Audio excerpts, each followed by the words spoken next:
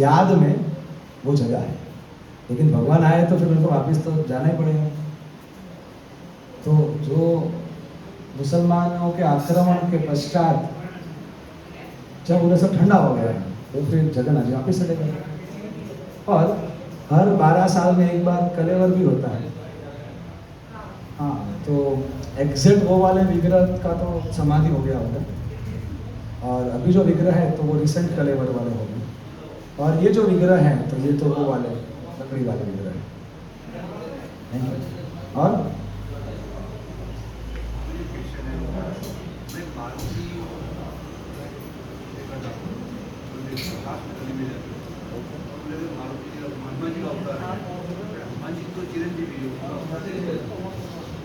हनुमान जी चिरंजीवी है तो उनका अवतार कैसे हो सकता है? जैसे हमारा सबका अवतार होता है, इस जन्म में भी हमारा अवतार होता है।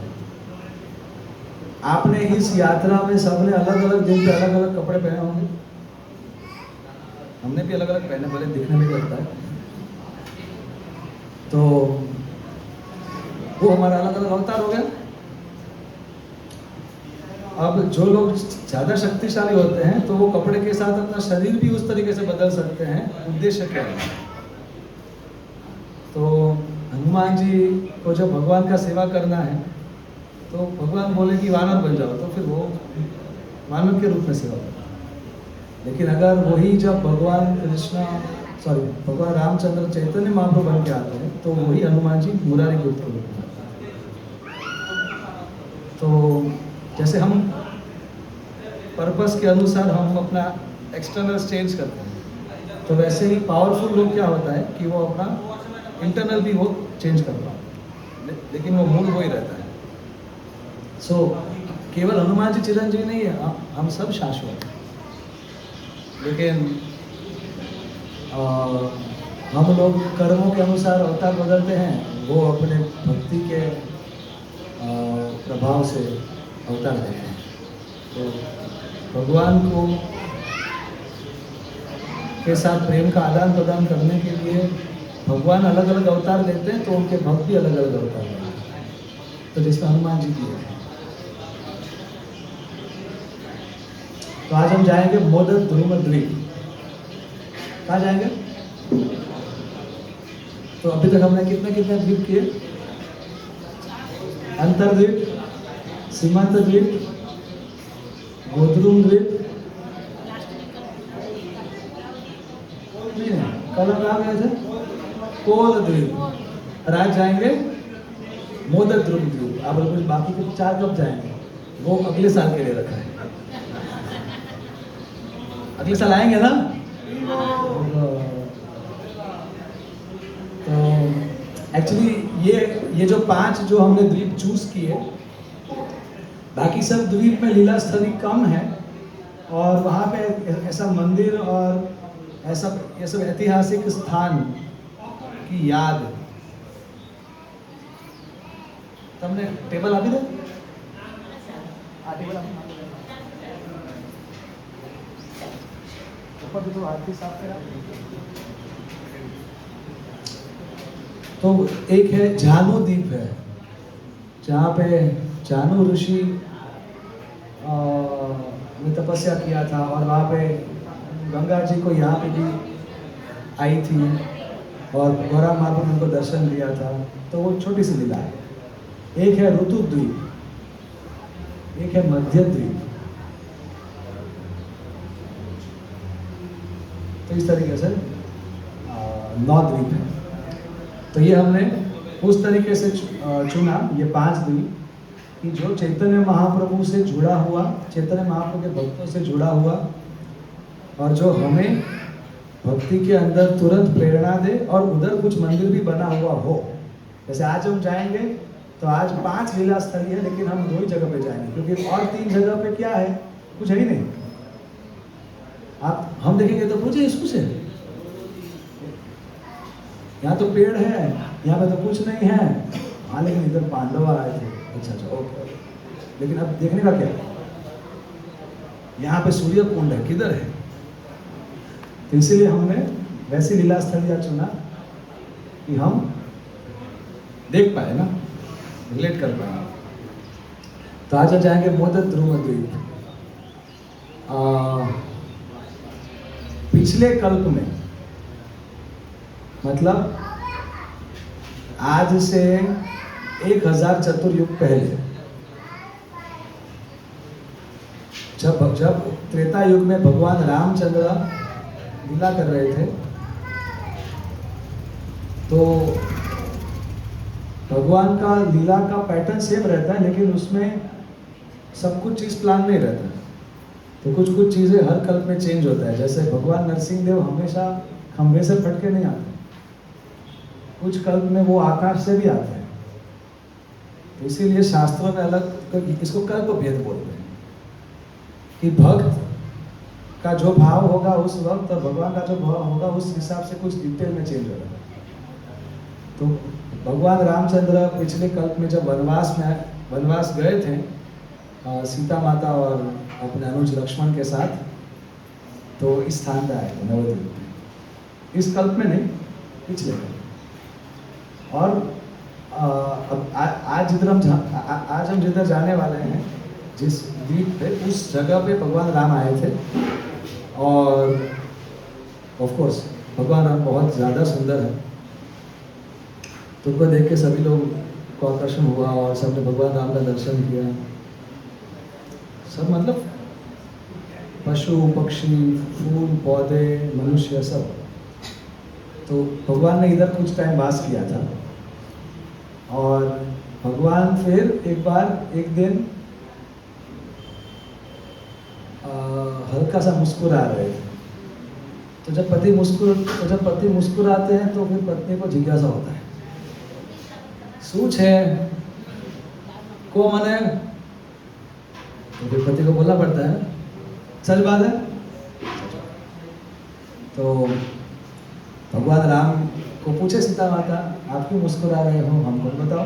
तो फिर हम भी मुस्कुराए, साथ में मुस्कुराए। तो भगवान राम ने बोला कि मैं इसी जगह पे कलयुग में अवतार लेने वाला हूँ, चैतन्य महाप्रभु के रूप में। और यहाँ पे पहले मैं विद्या विलास करूँगा और उसके बाद मैं प्रेम भक्ति और नाम संकीर्तन का प्रचार करूँगा यहाँ से पूरे विश्व में। और फिर मैं संन्यास लेके भ्रमण करके सबका उद्धार करूँगा। तो सीता माता बोले, आपको संन्यास क्यों लेना? तो उस लीला में फिर मैं कौन बनूंगी? तो भगवान राम बोलेंगे कि तुम बनोगी विष्णु प्रिया। ओके, तो अगर आपको संन्यास लेना है तो फिर आप मेरे साथ क्यों उस अवतार में फिर आप शादी करोगे? तो फिर आप शादी मत करो, संन्यास क्यों लेने का और फिर मेरे को दुखी करने का? तब भगवान राम बोले, जब तुम भी मुझसे दूर जाती हो तो मैंने तुम्हारा सोने का मूर्ति बनाया था और तुम्हारी याद में फिर मैं पूरा जीवन जिया था। तो इस अवतार में जब मैं जाऊंगा तो तुम भी मेरी एक सोने की मूर्ति बनाओगे और तुम भी पूरा जीवन मेरे को याद करते हुए बिताओगे। और वो है धामेश्वर महाप्रभु, जिसका मैं दर्शन किया था कल। तो वो विग्रह स्वयं विष्णु प्रिया जी ने बनाए हैं और उन्होंने उसकी पूजा की है। तो भगवान राम, सीता माता और लक्ष्मण जी, क्योंकि ये धाम है, जैसे कि हम अपने घर जाते हैं या अगर हमने कहीं पे कुछ यादें बनाई है और फिर से हम उस जगह पे जाते हैं तो थोड़ा हमारा आनंद बढ़ जाता है। तो आनंद को बंगाल में मोद बोलते हैं, प्रमोद, उन्मोद, प्रमोद बोलते हैं। और उधर एक बरगद का पेड़ था जिसके नीचे भगवान राम और ये तीनों, सीता माता और लक्ष्मण जी, कुटिया बना के रहते हैं। तो पेड़ को बंगाली में ध्रुव बोलते हैं और वो द्वीप तो है, तो मोदक ध्रुव द्वीप। तो उस जगह का नाम क्या पड़ा?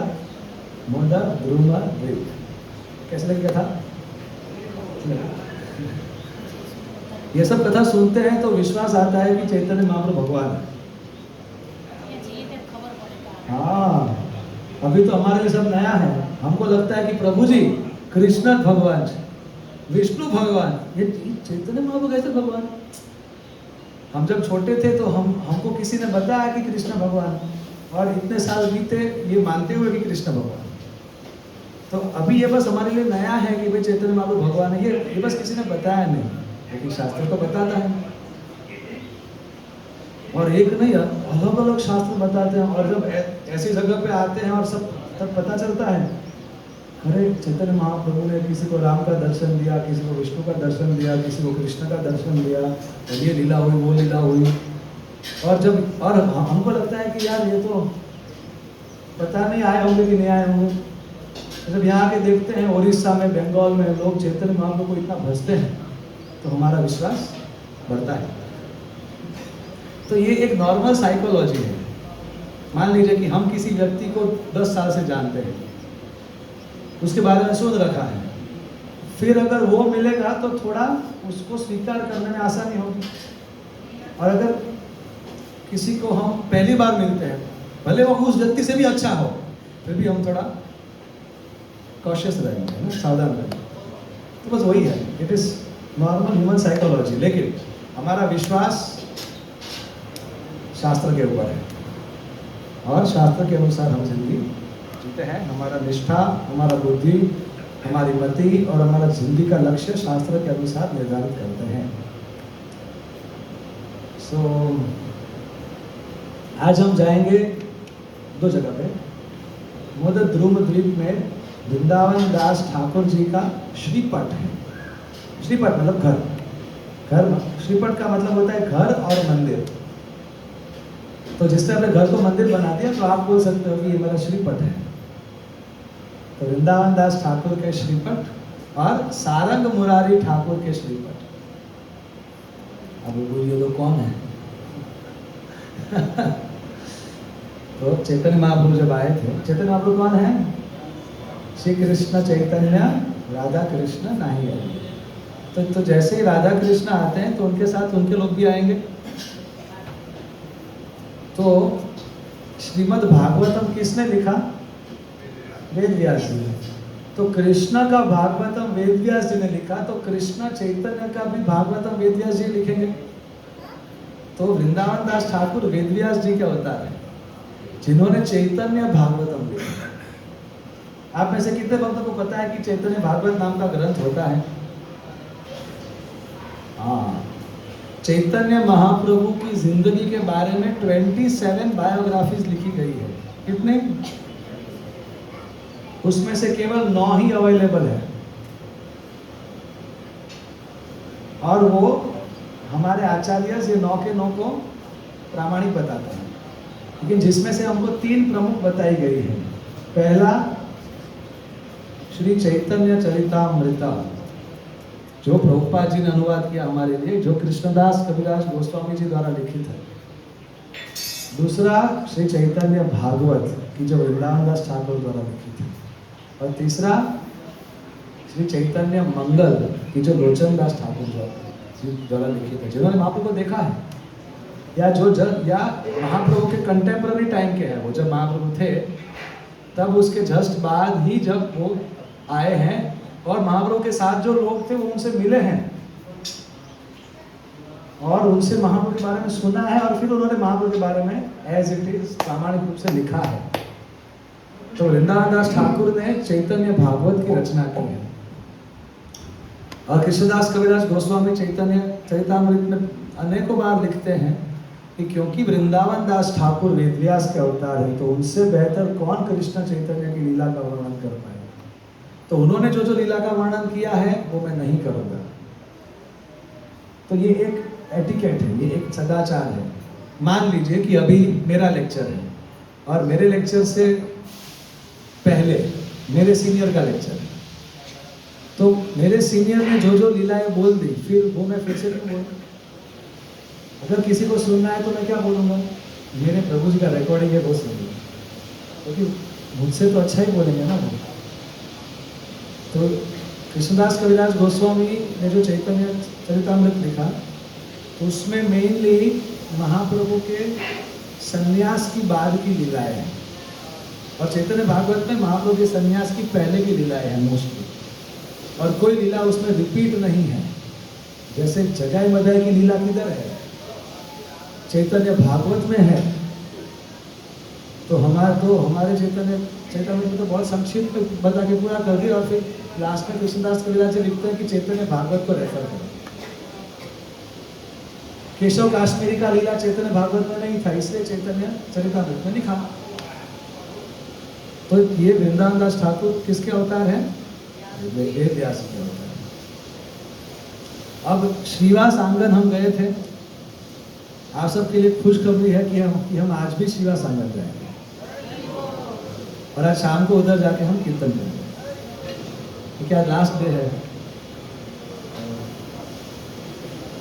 तो श्रीवास आंगन में श्रीवास ठाकुर के कितने, वो कुल टोटल कितने भाई थे? 4। तो उसमें से एक भाई की बेटी थी, उसका नाम था नारायणी। तो ये नारायणी चैतन्य वो 4 साल की थी जब श्रीवास आंगन में चैतन्य महाप्रभु डांस करते थे अपने भक्तों के साथ, और ये नारायणी ने देखा महाप्रभु को, देखा ही नहीं, वो बहुत बार उसने चैतन्य महाप्रभु का उच्चिष्ट महाप्रसाद लिया है नारायणी ने। और एक चांद काजी की समाधि भी है इधर, जिधर हम नहीं गए, लेकिन हम श्रीवास आंगन में आपने दर्शन किया होगा, तो एक मृदंग भी है ऑल्टर में। आपने किसी को याद है? हाँ, ऑल्टर में एक मृदंग है। तो क्या हुआ था कि तब क्योंकि मुसलमानों का राज्य था और महाप्रभु का इन्फ्लुएंस बढ़ रहा था, लेकिन किसी हिंदू ब्राह्मणों ने ही कंप्लेन किया था काजी को, ये तो कुछ मतलब अंदर हिंदू यूनिटी नहीं था, जैसे आज भी नहीं है।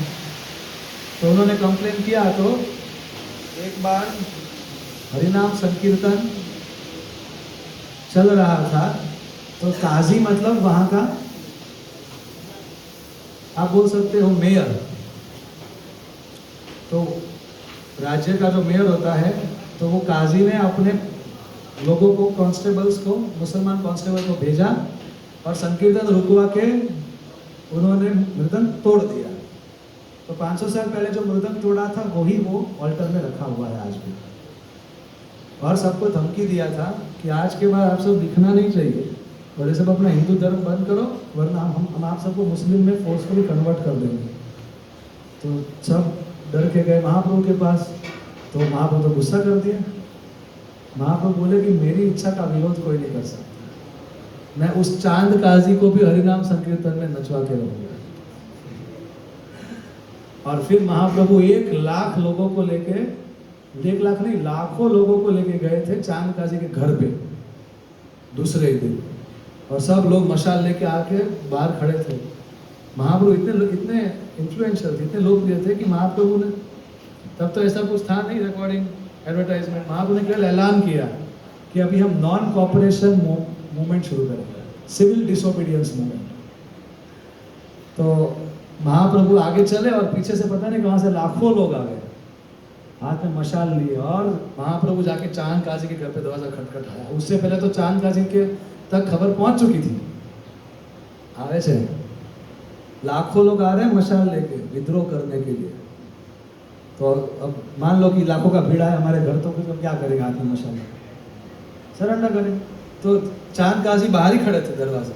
जैसे महाप्रभु आए, अरे तुम तो मेरे बेटे जैसे, आओ आओ आओ, तुम्हारे पिता के साथ तो मेरा बहुत ही नटखट रिश्ता था, तो हम तो संबंधी हुए। हम बोले अच्छा, ओके। और फिर उस वक्त महाप्रभु ने चांद काजी को, अब महाप्रभु स्वयं भगवान कृष्ण है, जिन्होंने ही कुरान दिया, जिन्होंने ही बाइबल दिया, जिन्होंने ही गीता दिया, तो महाप्रभु ने चांद काजी से डिबेट करके उनको हराया कि कुरान से गीता बेहतर है। और ये चैतन्य चैतन्यमृत में इसका वर्णन आता है। तो हाँ, मतलब वो मैं डिटेल इसलिए बता नहीं रहा क्योंकि बस आ गया, आ जाएगा इसलिए। तो क्लास तो पूरा कर दो ना। तो फिर चांद काजी भी, और फिर महाप्रभु ने पूछा चांद काजी को कि तुम्हारे अंदर इतना परिवर्तन कैसे आया? तो बोला पिछली रात को मेरे सपने में कोई व्यक्ति आया था, आधा शेर था और आधा इंसान था। मैं तो पता नहीं और वो तुम्हें छाती पे बैठ गया और बोला अगली बार संकीर्तन भक्तों को परेशान किया तो छाती फाड़ दूंगा। और चांद काजी ने अपने शरीर पे, वो भगवान नरसिंह देव थे, तो उनका हाथों का निशान भी चैतन्य महाप्रभु को दिखाया और बोला आज के बाद से आपको जो करना है करो। और वो चांद काजी भी फिर चैतन्य महाप्रभु के महान भक्त बने। तो फिर जब उन्होंने शरीर छोड़ा तो फिर उनकी भी समाधि लगाई गई। तो वो है ये चांद काजी की समाधि। तो ये जब हुआ था, जिस दिन हुआ ये मृदंग तोड़ा, उसी दिन रात को जब श्रीवास आंगन में महाप्रभु जब कीर्तन करने आए तो सबने बताया। तो महाप्रभु ने बोला कि मैं वो उस चांद काजी को हरिनाम संकीर्तन में मैं नचवा दूंगा। तो सब लोग बोले महाप्रभु आप बोलेंगे तो होगा, लेकिन कैसे करेंगे महाप्रभु? तो महाप्रभु ने इसको बोला नारायणी को, नारायणी इधर आओ। तो 4 साल की बेटी आई और महाप्रभु ने नारायणी को बोला बोलो कृष्णा कृष्णा। तो नारायणी बोले कृष्णा कृष्णा। तो महाप्रभु सामने खड़े, महाप्रभु बुलवा रहे हैं। तो उस 4 साल की नारायणी के अंदर अष्ट विकार प्रकट हो गए, जो हमने छोटा कबीरा में देखा था। आंखों से आंसू निकलने लगे, लोटपोट होने लगी और शरीर कांपने लगा, शरीर का रंग थोड़ा पीला पड़ गया और चिल्लाने लगी। तो महाप्रभु सबको बोला ऐसे मैं चांद काजी का भी उद्धार करूंगा। तो सब हरी हरी बोल के फिर से कीर्तन करने लगे। वो नारायणी के गर्भ से प्रकट हुए वृंदावन दास। इसलिए इतना बताया मैंने, क्योंकि वो नारायणी है जिसने महाप्रभु का महाप्रसाद लिया, महाप्रभु को श्रीवास आंगन में कीर्तन में देखा, और महाप्रभु ने जिसको कृष्ण प्रेम दिया उसके बेटे वृंदावन दास ठाकुर, जिसके हम घर पे जाएंगे। तो उनको क्या बोलना है?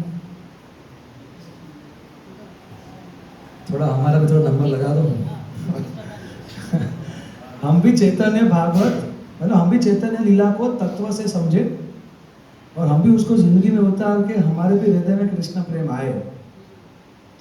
तो ये है वृंदावन दास ठाकुर का चैतन्य भागवत। और चैतन्य भागवत पढ़ना चाहिए, सुनना चाहिए। चैतन्य भागवत इतना मधुर है और ऐसे लिखा है, वो वेदव्यास जी ने स्वयं लिखा है। जैसे कृष्णदास कविराज गोस्वामी ने कैसे काव्यात्मक रूप में ही लिखा है चैतन्य चरितामृत के, हम गा सकते हैं, तो वैसे ही काव्यात्मक रूप में है चैतन्य भागवत और वो हम गा सकते हैं। और उसमें जो जो लीलाओं का वर्णन किया है वृंदावन दास ठाकुर, अद्भुत लीलाओं का वर्णन। जो हम टोटा गोपीनाथ गए थे तो मेरी पर्सनल फेवरेट लीला पूरी चैतन्य भागवत में ये पुंडरीक विद्यानिधि और श्री गदाधर पंडित की लीला है। तो टोटा गोपीनाथ जी के बारे में मैंने आपको संक्षिप्त में बताया था जगन्नाथपुरी में। तो ये भी एक लीला आती है, अभी नहीं तो वर्णन करेंगे, लेकिन उसके बारे में मैं आपको बताता हूँ। जगन्नाथपुरी में ये पुंडरीक विद्यानिधि के नाम के महान भक्त आए थे। तो मुकुंद और गदाधर पंडित ये दोनों दोस्त थे और दोनों भक्त थे। तो मान लीजिए कि मंदिर में अगर कोई सीनियर डिवोटी आते हैं तो हम दोस्तों को बोलते हैं ना भक्त कि चलो मंदिर जाके दर्शन करते हैं, कथा सुनते हैं। तो पुंडरीक विद्यानिधि जगन्नाथपुरी आए थे और वो आने से पहले ही महाप्रभु जोर जोर से चिल्लाने लगे थे कुछ दिनों पहले कि हे मेरे बाप, हे मेरे बाप, हे मेरे पिता, और वो आने वाले हैं मेरे पास। और वो चिल्ला के महाप्रभु रोने लगते। तो कौन आने वाला है किसी को पता नहीं था। और कुछ दिनों के बाद पुंडरीक विद्यानिधि आए और वो आए और मुकुंद ने बोला चलो एक सीनियर डिवोटी आए हैं, जाके दर्शन करते हैं, अपना कल्याण करते हैं। तो गदाधर पंडित को बहुत अच्छा लगता था अपने से वरिष्ठ भक्तों के आश्रय में रहना, उनसे भक्ति सीखना। अब ये कौन है गदाधर पंडित? श्री कृष्ण चैतन्य प्रभु नित्यानंद श्री अद्वैत गदाधर, ये वाले गदाधर पंडित। और ये मुकुंद कौन है? संजय मुकुंद वासु कोशादि गाय। जो हम संध्या आरती करते हैं उसमें इनका नाम आता है मुकुंद। तो वो कीर्तन करते थे महाप्रभु, और महाप्रभु जैसे मुकुंद कीर्तन करते थे तो महाप्रभु नाचते करते थे। ये मुकुंद और गदाधर पंडित, मतलब वो भी हमारे जैसे व्यक्तित्व है, वो पर्सनालिटीज है, और वो भी शाश्वत रूप से भक्ति करने वाले हैं। इसलिए हम इनके जीवन चरित्र से कैसे भक्ति करते हैं ये हम सीखते हैं। પ્રશ્ન હતો પ્રભુજી, આપણી ગુરુ પરંપરા છે ને એમાં 5 મહારાજના છે, અહીંયા 7 દેખાય છે, 7. हाँ, અહીંયા એટલે क्या? અહીંયા मतलब આ સામે છે, પછી 2-3 જગ્યાએ છે। यहाँ पे जो आपने 7 देखे होंगे, तो प्रभुपाद जी प्रभुपाद जी के आगे परम पूज्य भक्ति चारू महाराज और परम पूज्य जयपताका स्वामी महाराज जी का फोटो है, और कोई नहीं। एक्चुअली में इस्कॉन में ये स्टैंडर्ड है कि प्रभुपाद जी के आगे हम ऑल्टर में किसी का फोटो नहीं रखते। हम प्रभुपाद जी को ही हमारे सर्वोच्च आचार्य और सर्वोच्च शिक्षा गुरु के रूप में हम स्वीकार करते हैं। और हमारे जो दीक्षा गुरु होते हैं उनका फोटो हम हमारी जो पूजा की थाली है उसमें रखते हैं मंदिर में, और हमारे घर में हम वो गुरु परंपरा से छोटा हमारे गुरु का फोटो बाजू में रख सकते हैं। घर में अलाउड है, घर के मंदिर में, इस्कॉन मंदिर में अलाउड नहीं है, क्योंकि सबके अलग अलग गुरु होते हैं। तो प्रभुपाद जी के बाद सभी गुरु आचार्य हैं, लेकिन हम प्रभुपाद जी को सबसे ज़्यादा महत्व देते हैं इसका। मैं ये बता रहा था कि भगवान है इसलिए चमत्कार करते हैं ऐसा नहीं है। भगवान चमत्कार करते हैं इसलिए वो भगवान है। किसको ये बात समझ में आई? भगवान है इसलिए वो इतने महान है ऐसा नहीं है। वो इतने महान है इसलिए हम उनको भगवान बोलते हैं। इसमें बहुत अंतर है। तो हम ये सब भक्तों का जीवन चरित्र हम क्यों सुनते हैं? क्योंकि हमारा मन जिसको भक्ति नहीं करना वो हमें क्या नुस्खा देता है? एमनाथी तो થઈ જાય प्रभुपाद तो प्रभुपाद હતા। હું તો પતિત છું, पतित प्रभु जी। हाँ, तो कब तक पतित रहोगे? तो प्रभुपाद थे इसलिए इतना सब कुछ महान कार्य किया ऐसा नहीं है। उनको भी कष्ट हुआ। उन्होंने भी सोचा कि मैं वापिस चला जाऊं अमेरिका से भारत, कुछ नहीं हो रहा। और प्रभुपाद जी ने भी नॉर्मल हमारे जैसे जिंदगी जी, लेकिन जब भक्ति की बात आती तो उन्होंने कुछ चॉइस किया, उन्होंने कुछ संघर्ष लिया जिससे वो महान बने। तो जब हम गदाधर पंडित हो, मुकुंद हो, जब हम ऐसी लीलाओं का हम चर्चा करते हैं तो हम उनके जैसे गुणों को कैसे हम विकसित करें, वो हम दिल से और दिमाग से सच्चे भाव से सोचते हैं कि हम कैसे इनके जैसे भक्त बने, ताकि हम भी फिर भगवान के प्रिय बन सकें। और ऐसा नहीं होता कि श्रीमती राधा रानी है, गोपियां हैं, वो सब मतलब quality is not an act, it's a habit. कि जो महानता है ना वो कोई एक दो कार्य नहीं है, वो उनका शाश्वत स्वभाव है महानता। मतलब श्रीमती राधा रानी कृष्ण को ऐसा नहीं कि ठीक है अब तक प्रेम किया तो अभी फिर मैं आगे नहीं करूँगी, नहीं, वो श्रीमती राधा रानी ऐसी ही है। वो तो हम उनका ऐसे एनालिटिकल चर्चा करते हैं कि ये हिलादिनी शक्ति है, इनका ये भाव, ये सब, लेकिन वो व्यक्तित्व है, वो व्यक्ति है और वो इतनी महान है। तो हमें भी उनके जैसे महान भक्ति करने के लिए हम उनसे सीखते हैं। अब कैसे सीखेंगे? हम उनके दिल में झांक के देखते हैं। अब हम तो झांक नहीं सकते, तो जो उनके साथ रहते हैं वो बताते हैं कि उनके हृदय में ऐसी भक्ति कैसे आती है। इसलिए हम धाम में आते हैं, लीला दर्शन करते हैं और भगवान का दर्शन करते हैं, लीलाएं सुनते हैं, ये भी ज़रूरी है। लेकिन हम उनके जैसे कैसे बने, ये सुनना उससे भी ज़्यादा ज़रूरी है हमारे स्तर पर। इसीलिए केवल लीला वाले लेक्चर सुनेंगे ना तो हम भक्ति में आगे नहीं बढ़ेंगे।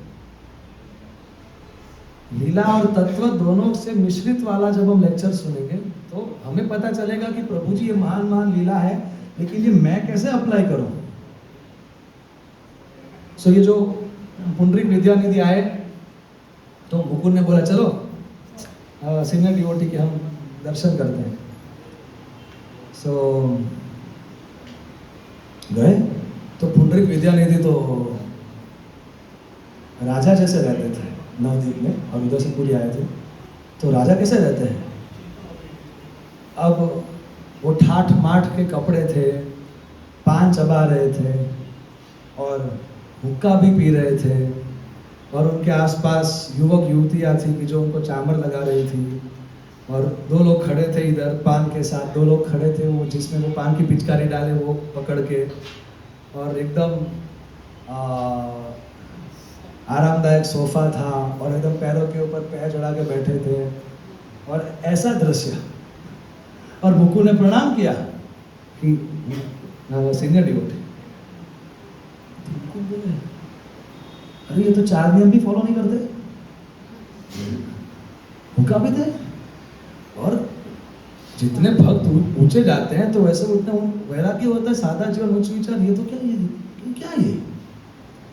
ये तो विषयी व्यक्ति है, तो भोगी व्यक्ति है, ये थोड़ी आध्यात्मिक व्यक्ति। तो भक्त तो गदाधर ने प्रणाम नहीं किया, ऐसे प्रणाम किया और उनके अंदर डाउट आ गया।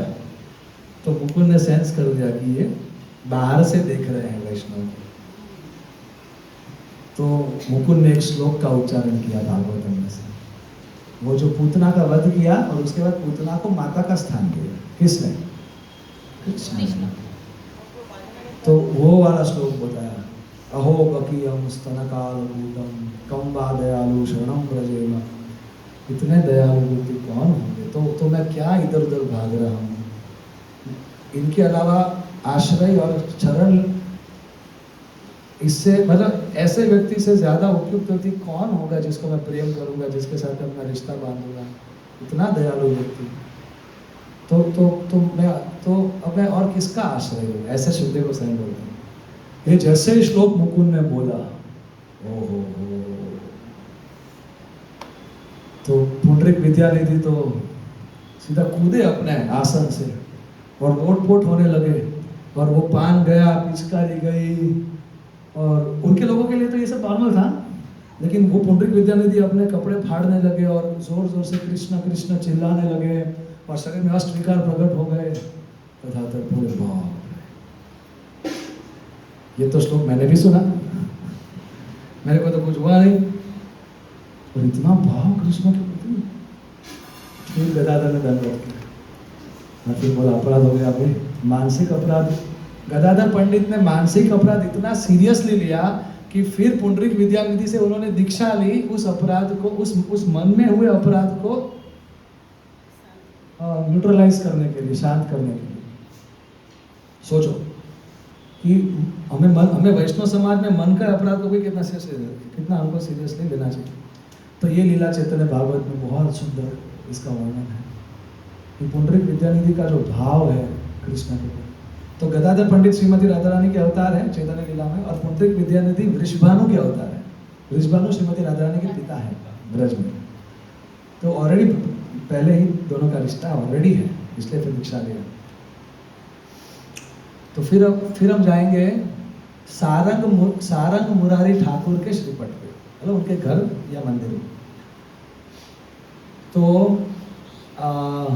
और वहाँ पे वासुदेव दत्त के भी पूजित विग्रह हैं। तो जब मैं आया था, तो जब मैंने पहली बार सारंग मुरारी जी के घर पे दर्शन किया, तो वो जो दर्शन की छवि आज भी मेरे चित्त में वो समा गई है। इतने सुंदर विग्रह हैं, 3-4 अलग अलग विग्रह हैं उधर, 2-3 राधा कृष्ण के विग्रह हैं और चैतन्य महाप्रभु के विग्रह हैं। इतने सुंदर विग्रह हैं वो, तो आप भी देखेंगे तो आपको भी बहुत सुंदर लगेगा। तो वासुदेव दत्त के भी उधर विग्रह है। वासुदेव दत्त कौन है, वो भी चैतन्य महाप्रभु के पार्षद है। वो प्रहलाद महाराज के अवतार है। कौन कौन है यहाँ तो जब चैतन्य महाप्रभु ने एक दिन जगन्नाथपुरी में महाप्रकाश लीला किया था। ये महाप्रकाश लीला क्या होता है? चैतन्य महाप्रभु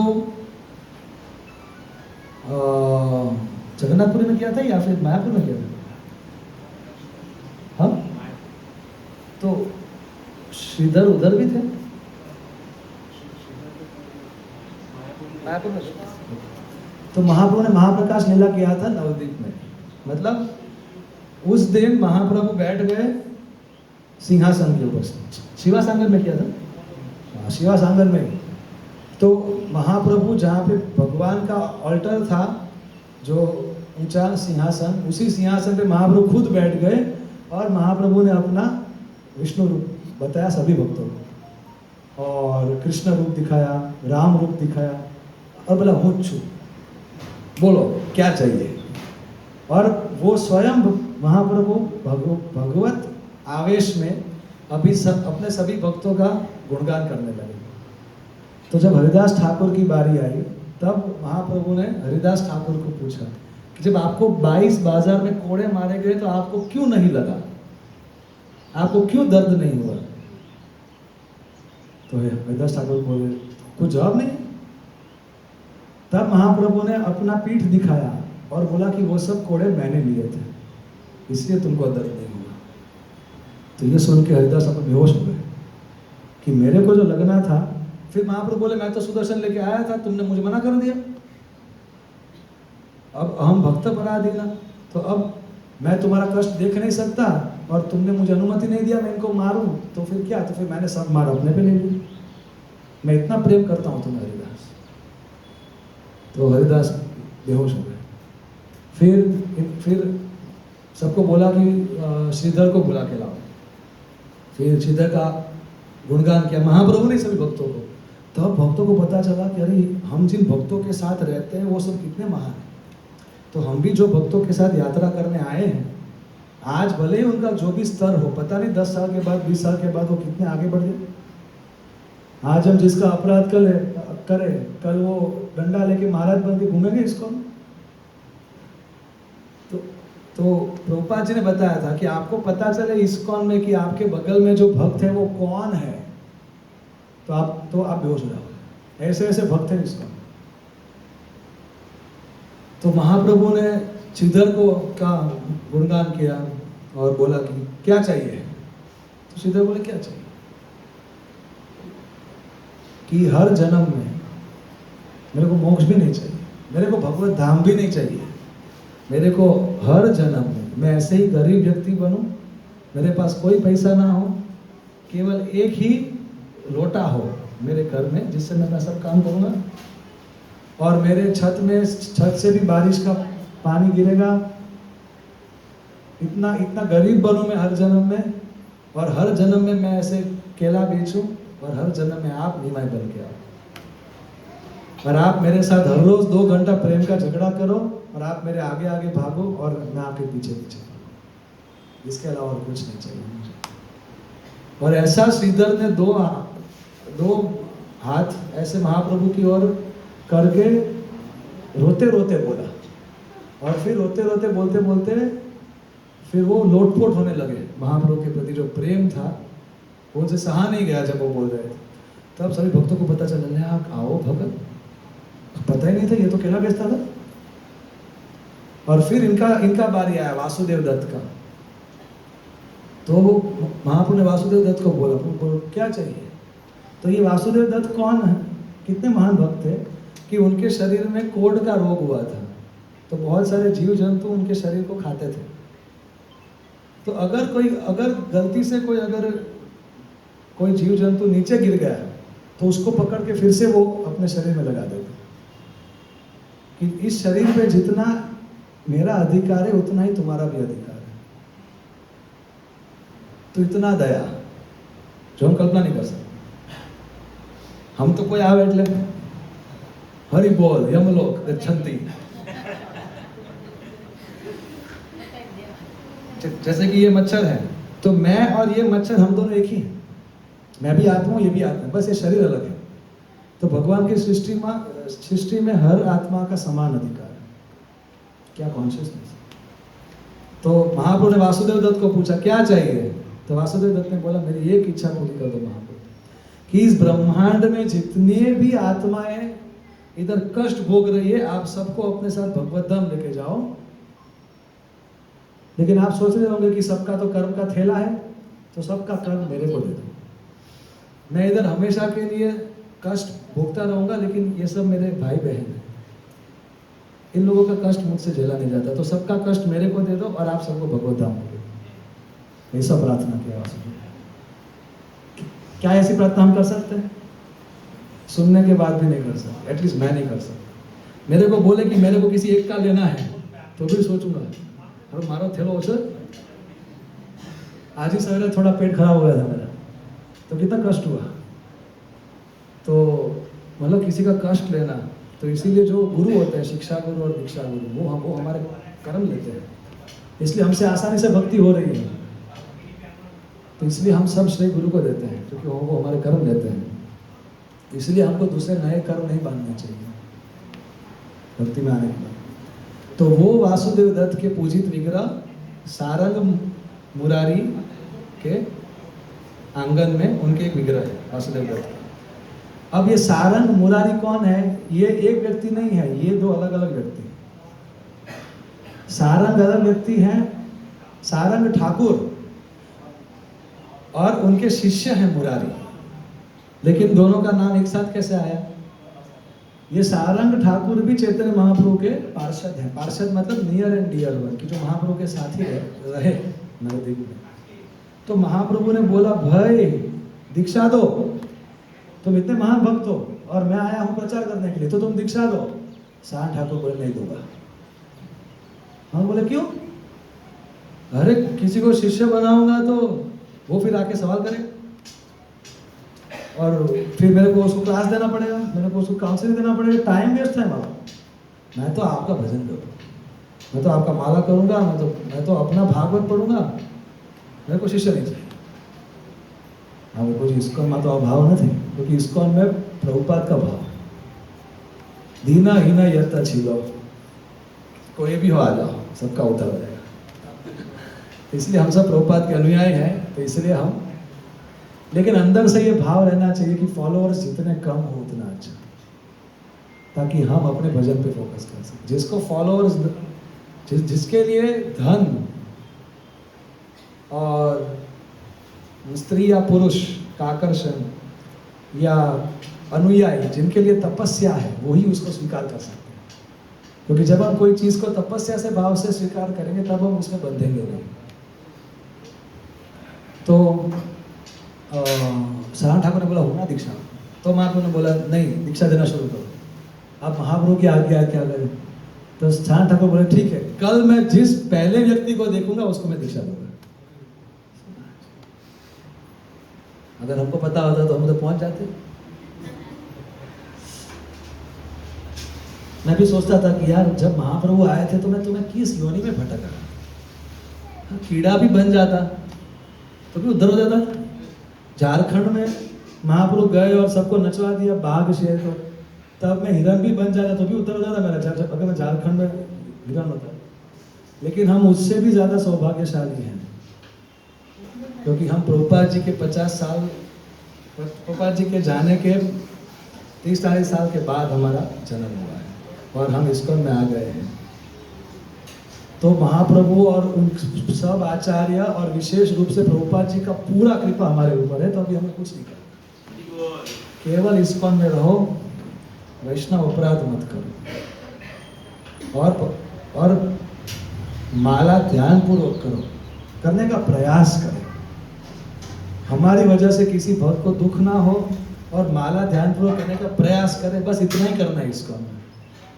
तो हमको कंफर्म टिकट मिलेगा, कोई वेटिंग नहीं, कोई आरएसी नहीं, पूरा कंफर्म आपको भी मिलेगा। तो सारंग ठाकुर हर रोज सवेरे जाते थे गंगा स्नान करने के लिए। तो सारंग ठाकुर निकले गंगा स्नान करने के लिए। अब उस दिन, उसके अगले दिन एक व्यक्ति का नजदीक के बाजू के गांव में देहांत हो गया था सांप के डसने से। तो अगर किसी को सांप डसा है तो उसके शरीर को चलाया नहीं जाता, उसके शरीर को गंगा नदी में फेंक दिया जाता है। तो उसके माता पिता ने बहुत ही भारी हृदय से उसके शरीर को गंगा नदी में फेंक दिया। अब जब सारंग ठाकुर अपने गांव में जब वो स्नान करने गए तो वो मुर्दा शरीर तैरता तैरता सारंग ठाकुर के पास आया। अब सारंग ठाकुर ने क्या बोला था? जो पहला आएगा उसको दीक्षा दूंगा। तो सारंग ठाकुर के शरीर से, उनके चरणों से जैसे ही वो शरीर, वो मुर्दा शरीर ने स्पर्श किया तो वो जिंदा हो गया। और वो जिंदा होकर प्रणाम किया। बोलो क्या आ गया? बोले बेस उन्हें दीक्षा दो। और दीक्षा दिया और फिर उसको नाम दिया मुरारी। और फिर बोला ठीक है, आप तो वैसे भी गुरु हो, तो माता पिता से जो जन्म मिलता है, नारद मुनि बोले वो पहला जन्म है, इसलिए वो हमारे पहले गुरु हैं। और फिर हमें माता पिता, जैसे मेरे मम्मी मैथ्स और साइंस की टीचर थी, लेकिन मैं उनसे कभी पढ़ाई नहीं, तो वो मेरा मैथ्स और साइंस का उन्होंने ट्यूशन रखवाया, वहाँ पे पढ़ा। और मेरे माता पिता को फिजिक्स केमिस्ट्री तो आता नहीं था, तो जिसको आता था तो उनके पास भेजा। तो वैसे ही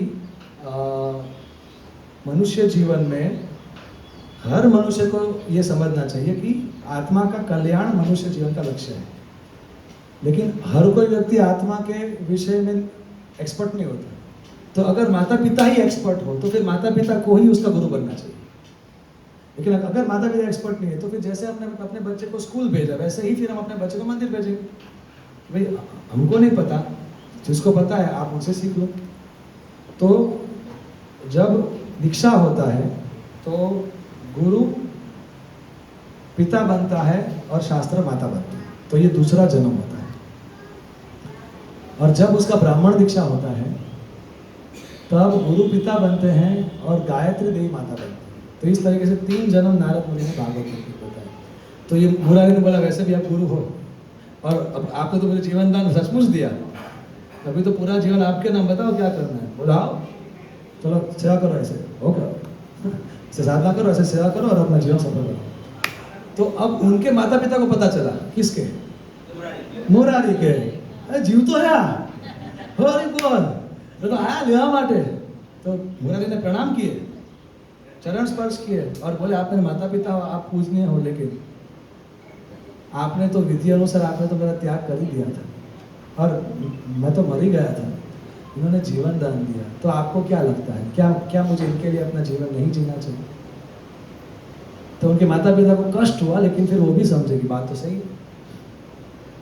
तो फिर मुरारी पूरा जीवन सारंग ठाकुर के उधर रहे और इतने प्रिय शिष्य बने सारंग ठाकुर के, और जैसे बोले वैसे सेवा करते थे उनके विग्रह की।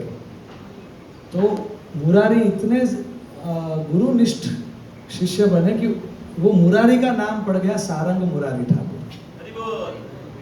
तो हम भी ऐसे शिष्य बने कि लोग हमको देख के बोले कि ये इसका शिष्य है, और हमारे नाम से जैसे हमारे साथ हमारे पिताजी का नाम ऐड करते हैं ना, तो वैसे ही हम ऐसी भक्ति करें कि हमारे आध्यात्मिक पिता का नाम हमारे नाम से हमेशा के लिए जुड़ जाए। और इसका विपरीत भी हो सकता है। कौन है दीक्षा के भीतर? काउंसलर कौन था? किसके ग्रुप में जाते हो मंदिर में, कौन से प्रोग्राम में आते हो? ऐसा व्यवहार निकल जाए तो उधर जाएंगे। और उधर एक बकुल का पेड़ है, किधर? सारंग मुरारी ठाकुर के श्रीपट पे। और वो बकुल का पेड़ मरने वाला था, सूखने वाला था, तो तब उधर महाप्रभु आए थे। तो महाप्रभु ने बकुल के पेड़ को ऐसे टच किया तो उसमें फिर से जान आ गई। अब वो आज भी जिंदा है 500 साल हो गए, तो उसको भी सिद्ध बकुल बोलते हैं। तो वो भी हम दर्शन करेंगे। और उधर एक अर्क टीला है, तो मतलब ये हम 2 ही जगह पे जाएंगे। और 3 जगह है, एक है अर्क टीला। अर्क मतलब सूर्य। तो जो वृंदावन में जो सूर्य कुंड है वो ही इधर अर्क, वो ही भगवान सूर्यदेव नवद्वीप में इस अर्क टीला के स्थान पे रहते हैं। लेकिन उधर वो टीला मतलब वो एक ऊंची जगह के अलावा कुछ है ही नहीं। तो वहाँ पे भक्त लोग जाते हैं परिक्रमा के दौरान और प्रार्थना करते हैं सूर्य देव को कि आपने पहले गीता सुना, आप महान भक्त हो, आप कृपा करो कि मेरे को कृष्ण भक्ति ज़्यादा बढ़े। इसके बाद है वैकुंठपुर, वो मोतीद्रुम द्वीप में नदी के उस ओर है जहाँ पे हम नहीं जाएंगे। उसकी कथा है कि नारद मुनि ने उस स्थान पे वैकुंठ का दर्शन किया था और नारद मुनि ने उस स्थान पे चैतन्य महाप्रभु का भी दर्शन किया था। और श्रीपाद रामानुजाचार्य जी भी जब नवद्वीप आए थे तो क्योंकि वो लक्ष्मी नारायण के उपासक है तो रामानुजाचार्य जी ने भी उधर वैकुंठ और लक्ष्मी नारायण का दर्शन उसी स्थान पे किया था, इसलिए उस स्थान का नाम पड़ गया वैकुंठ और वो उस वैकुंठ से अभिन्न है। और एक लास्ट जगह है महतपुरा जहाँ पे पांडव आए थे। आज उधर भी जंगल है, ऐसा कुछ लैंडमार्क नहीं है। तो जब पांडव अपने वनवास में इधर आए थे तो जैसे ही इस सबसे पहले पांडव गए थे एकाचक्र धाम। अब पांडव कब गए होंगे? द्वापर में। तो एकाचक्र धाम मतलब नित्यानंद प्रभु का जन्म स्थान। अब नित्यानंद प्रभु कौन है? बलराम। तो जैसे ही उस स्थान पे पहुंचे तो पांडवों के हृदय में खुशी बढ़ने लगी। तो चारों भाइयों ने ज्येष्ठ महत बड़े भाई को पूछा, मजा क्या आवे छे? इस जगह का कुछ महिमा होगा, इधर जैसे पैर रखा तो कुछ पॉजिटिव वाइब्स आ रहा है। तो युधिष्ठिर महाराज बोले मुझे खबर नहीं। बोले आपको कैसे पता नहीं? आप तो धर्मराज हो। तो बोले तो ठीक है बताता हूँ। फिर उस रात को सपने में बलराम जी आए थे युधिष्ठिर महाराज के सपने में। ये कलयुग में ये मैं इधर जन्म लूंगा और तब ये बनेगा एकाचक्र धाम और तब कृष्ण भी चैतन्य महाप्रभु के रूप में आएंगे और उनका धाम होगा नवद्वीप धाम। तो तुम उधर भी जाके दर्शन करके जाना। तो महाराज युधिष्ठिर तो बहुत आनंदित हो गए और फिर महाराज युधिष्ठिर ने ये पूरा कथा बताया अपने भाइयों को। मेरा आवाज आ रहा है ना? महाराज युधिष्ठिर ने अपनी सभी भाइयों को ये कथा बताया कि ऐसे आए थे बलराम जी और इधर ये एकाचक्र धाम, इधर नवद्वीप धाम है। तो फिर सभी नवद्वीप धाम में भी आए थे। किस जगह पे? जो आज महतपुरा है, इस मोतीद्रुम द्वीप में। और तब युधिष्ठिर महाराज के सपने में गौर निताई दोनों आए थे और युधिष्ठिर महाराज को चैतन्य महाप्रभु और नित्यानंद प्रभु ने अपना दर्शन दिया था और युधिष्ठिर महाराज वो देख के भाव विभोर हो गए थे। फिर गौर निताई ने ही उनको शांत किया था। तो वो जगह है महतपुर। वो पांडवों की याद में वहाँ पे 5 वृक्ष थे जो आज लुप्त हो चुके हैं, लेकिन उस जगह का नाम है महतपुर। उस जगह का नाम है महतपुर। तो ये है मोतीद्रुम द्वीप। तो अभी हम सब बस में जाएंगे। आपको कुछ सवाल है?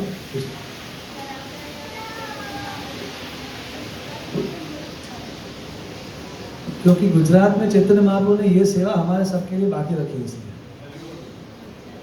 कि आप सब इधर मायापुर आओ, ये सब समझो और फिर गुजरात में कोई ऐसा गांव, कोई ऐसा शहर नहीं होना चाहिए कि जिसमें मेरे बारे में पता ना हो और जिधर हरे कृष्ण महामंत्र ना पहुंचा। हाँ, तो हमारे लिए कुछ तो सेवा छोड़ के जाएंगे महाप्रभु। हाँ, अच्छा, लोग ऐसा बोलते हैं जैसे कि शास्त्र भी एग्जाम्पल देता है, शास्त्र कि जो चंदन मलेशिया में मिलता है वो पूरे पृथ्वी का सबसे बेस्ट चंदन है। तो उस चंदन का नाम ही पड़ गया मलई चंदन। तो अगर आपको बेस्ट चंदन चाहिए तो आप अभी तो हमारे लिए बेस्ट चंदन हो गया गोपी चंदन, लेकिन वैसे मलय चंदन। तो वो चंदन मलेशिया में आया, लेकिन अगर हमको फायदा हो रहा है तो फिर क्या, फिर हम उसको नहीं अपनाएं? ये शास्त्र का उदाहरण है। दूसरा भी शास्त्र उदाहरण देता है कि भाई सूर्य पूर्व से उगा, लेकिन आप सभी मानते हो ना कि भाई सूर्य हमारा है, सूर्य तो सबका है। तो वैसे ही भगवान कृष्ण चाहे यूपी में आए, लेकिन क्या हम गुजरात में नहीं मानते? भगवान राम यूपी में आए, लेकिन सब मानते हैं। तो वैसे ही महाप्रभु बंगाल में आके उन्होंने लीला किया। क्यों महाप्रभु बंगाल में आए थे? क्योंकि उस वक्त 500 साल पहले, आज हम देखते हैं बंगाल का विभाजन हुआ पूरे भारत में। भारत के दो विभाजन हुए। 1905 में बंगाल का हुआ। बंगाल फाइल्स पिक्चर मैंने देखा नहीं, इसका मैं नहीं होता तो देखता। पहला विभाजन बंगाल का हुआ। क्यों बंगाल का पहला विभाजन हुआ? क्योंकि मुसलमानों को पता चला कि सबसे समृद्ध दो राज्य थे, कश्मीर और बंगाल, और इसलिए इन दोनों के ऊपर अटैक किया मुसलमानों। तो बंगाल इतना, आज भी देखो, इतना शासन के बाद, ये बांग्लादेश अलग हो गया, इसके बाद भी जब हम बंगाल में आते हैं तो क्या लोग हैं, क्या संस्कृति है, कैसे कैसे माताएं अपने आप को रखती हैं, जीती है, कैसे यहाँ के लोग जीते हैं। तो यहाँ की संस्कृति, यहाँ की सभ्यता, और ये पूरे भारत का गढ़ माना जाता था पढ़ाई में। बंगाल हजारों साल पहले जैसे तक्षशिला नालंदा था, एक वक्त पे कश्मीर था, एक वक्त पे बंगाल था। इसीलिए जब अंग्रेज शासन कर रहे थे तो भारत की राजधानी कलकत्ता थी, दिल्ली नहीं थी। इतना आगे था बंगाल। अब इसलिए महाप्रभु ने क्या सोचा, भारत में जो सबसे अगर पूरे भारत में प्रचार करना है तो जो भारत में सबसे आगे जो जगह है उधर जाएंगे।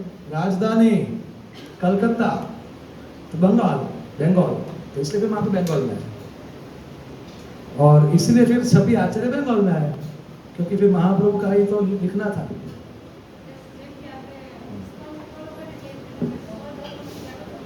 कौन क्या?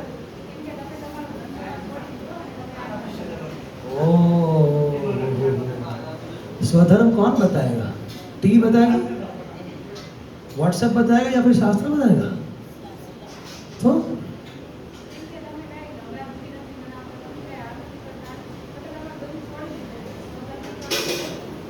नहीं, इसमें कैसा है कि हम तो नवरात्रि का भी सम्मान करते हैं, हालांकि इसको हम बहुत मनाते हैं पहले, लेकिन माधवेंद्र पुरी ये बताते हैं, माधवेंद्र पुरी बताया कि जैसे ही मेरे को कृष्ण भक्ति इस्कॉन में मिला,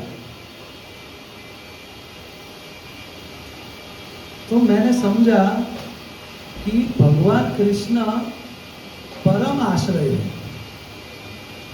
तो मेरे ऊपर, उसके ऊपर सबने जिसका आश्रय लिया है, उसका मेरे को डायरेक्ट आश्रय मिल गया गुरु और वैष्णवों के सामने। तो अभी ये लोग जो मेरे को बताए, उसके प्रति भी मेरे को सम्मान है, वो भी मेरे को करना है, लेकिन क्या करूं? अब कृष्ण के साथ आदान प्रदान में इतना आनंद आता है कि मैं ये सब भूल जाता हूँ। ऐसा नहीं कि मैं अपमान करता हूँ किसी भी स्वधर्म का या किसी भी शास्त्र के विधि विधान का, लेकिन क्या करूं? आई एम सॉरी, मैं कृष्ण से ही तृप्त हूँ और संतुष्ट हूँ। हाँ, आप भी एक बार आकर ट्राई कर सकते हैं। और कृष्ण को पूजने से सभी स्वधर्म पूर्ण हो जाते हैं, और सभी स्वधर्म निभाने के बाद भी अगर कोई कृष्ण भक्ति के धर्म तक नहीं पहुंचता तो वो स्वधर्म अधूरा ही रहता है। क्यों? अगर किसी ने ब्राह्मण धर्म निभाया, किसी ने नवरात्रि धर्म निभाया, किसी ने जैन धर्म निभाया, किसी ने माता पिता पुत्र धर्म, देश धर्म निभाया, तो भी उसका जन्म मृत्यु तो चालू ही रहेगा। आप कोई भी धर्म ले लो कृष्ण के अलावा, उसका जन्म मृत्यु तो चालू ही रहेगा। लेकिन और इसलिए ये सब धर्म बनाए, ये सब धर्म इन लोगों के लिए है कि जो डायरेक्ट कृष्ण को स्वीकार नहीं कर सकते। तो अगर हम बोलेंगे कृष्ण नहीं तो शू, तो फिर वर्णाश्रम, ब्राह्मण क्षत्रिय वैश्य शूद्र ब्रह्मचर्य गृहस्थ वानप्रस्थ संन्यास।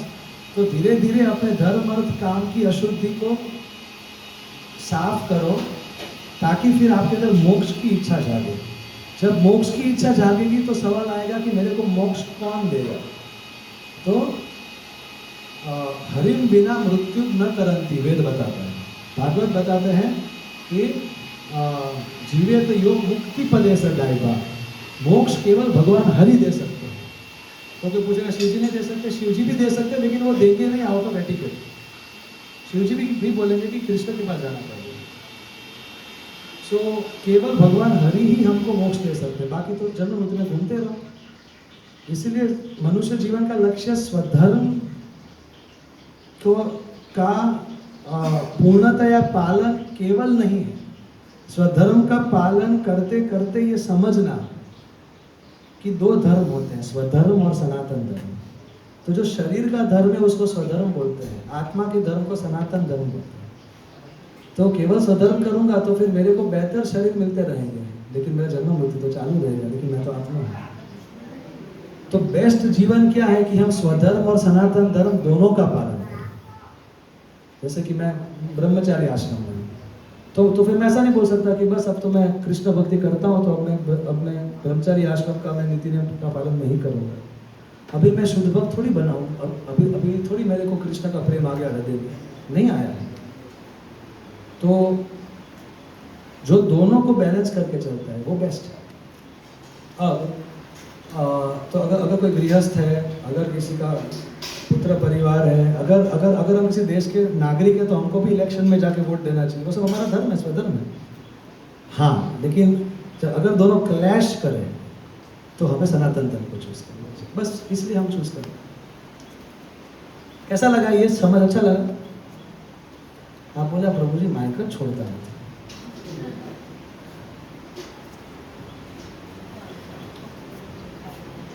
आप लोग मेरे को याद करोगे जब आपका अंतिम समय आएगा, तब आप मुझे याद करोगे। सारुथी वाला प्रभु जी माइक उल्टा छोड़ दो, थोड़ा बैलेंस भरे हुए हैं। और ये सब आप देखो, हमारे पूरी यात्रा में आपको सबसे ज्यादा आप क्या अपने दिल में लेके जाओगे पता है? कीर्तन, कथा और अनुभव। आपने जो जो देखा है ना वो आपको याद नहीं रहेगा। हाँ, प्रसाद याद रहेगा, बाकी आपको वो अनुभव याद रहेगा। और कीर्तन में नाच पूरा जीवन याद रहेगा, और कथा में कोई एक दो बात आप लेके जाओगे हृदय में। तो जो कीर्तन और कथा में जो ध्यान देता है ना, वो अपने दिल में धाम और भगवान को लेके जाता है। आप सोचेंगे कि कुछ बस आ गया होगा तो मैं जाऊँगा। हाँ, लेकिन बस क्यों आया? यात्रा के लिए। यात्रा क्यों किया? हृदय को धाम बनाने के।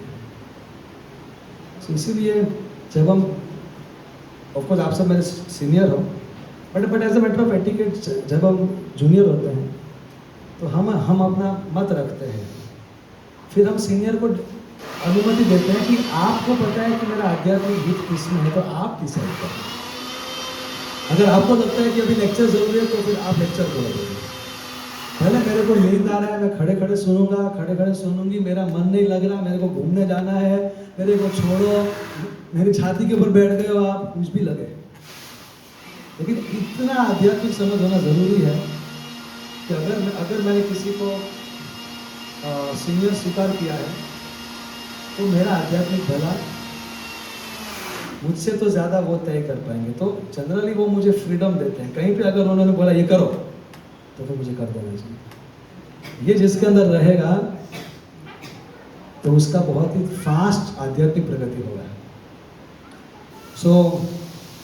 अभी हम जाएंगे और बस में कीर्तन करना है या फिर माला करना है या फिर कुछ नहीं करना है? कीर्तन करेंगे, ठीक है।